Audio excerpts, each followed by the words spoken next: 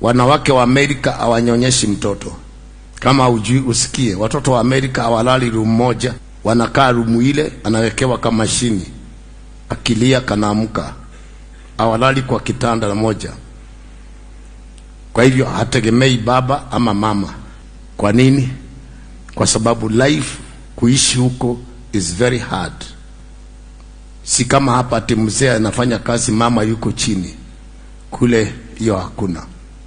Ukienda Amerika kila mtu ana account yake. Kuishi mnaishi kama stay. Mwisho wa mwezi mnapata mshahara, mama alipe nyumba, wewe ulipe zingine hizi. Lakini ati mzee alipage wewe zako kwa mfuko, hiyo Amerika na Britain hakuna. Mnaenda supermarket ni 200 divide by 2, unapeana kadi yako naye kadi yake. Kule marriage hakuna. You can divorce to, unaweza divorce leo rai.